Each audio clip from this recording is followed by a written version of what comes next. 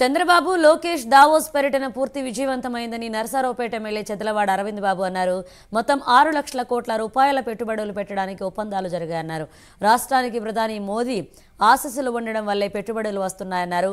కూటమి ప్రభుత్వం వచ్చిన 7 నెలల్లోపే ఇంత అభివృద్ధి జరిగిందన్నారు.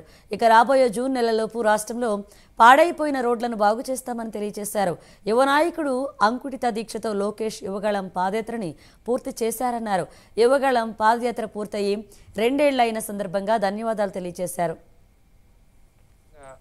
ఏదైతే నారా చంద్రబాబు నాయుడు గారు, నారా లోకేష్ బాబు గారు దావోస్ పర్యటన సందర్భంగా మన ఆంధ్ర రాష్ట్రానికి స్వర్ణాంధ్రప్రదేశ్ గా మార్చడానికి ఏవైతే నిధులు తీసుకురావడం జరిగిందో, ఏ కంపెనీల ద్వారా ఎంఓయూలు జరిగినాయి, ఒప్పందాలు జరిగినాయి, ఇవన్నీ కూడా మరి వాళ్ళ చంద్రబాబు నాయుడు గారు, నారా లోకేష్ బాబు గారు, అదేవిధంగా పవన్ కళ్యాణ్ గారు కూడా వీటన్నిటిని కూడా దృష్టి పెట్టి ఈ రాష్ట్రానికి రావాల్సిన పెట్టుబడుల్ని ఏదైతే దావోస్ లో జరిగిన ఒప్పందాలన్నీ కూడా ఇవాళ తీసుకురావడం జరిగింది. దీన్ని మీడియా దృష్టికి తేవడం జరిగింది. మరి నరేంద్ర మోడీ గారి ఆధ్వర్యంలో 2 వారాల క్రితం వైజాగ్ పర్యటన సందర్భంగా మరి నారా లోకేష్ బాబు గారి అనుభవంతో మరి మిట్టల్ కంపెనీ నుంచి, అదేవిధంగా నిస్సాన్ కంపెనీ స్టీల్స్ నుంచి కూడా 1,46 లక్షల పెట్టుబడులు తేవడం జరిగింది. దానికి శంకుస్థాపన కూడా జరగడం జరిగింది వైజాగ్లో.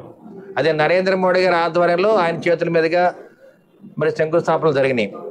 అదేవిధంగా వాళ్ళ దావోస్ పర్యటనలో కూడా అనేక కంట్రీల వాళ్ళు రావడం జరిగింది. అందరి దృష్టి కూడా నారా చంద్రబాబు నాయుడు గారి మీద, ఆంధ్ర రాష్ట్రం మీద ఉండడం జరిగింది. ఈ ముగ్గురి ఆలోచనతోటి ఈ పెట్టుబడులు కూడా మనం దగ్గర ఉండి తీసుకురావడం జరిగింది. అదేవిధంగా నరేంద్ర మోడీ గారు కూడా మనకి ఆశీస్సులు అందజేయటం వల్ల ఎన్నో కంట్రీల వాళ్ళు మన మీద మరి పెట్టుబడి పెడతానికి ఆంధ్ర రాష్ట్రం రావడానికి ముందుకు రావడం జరిగింది.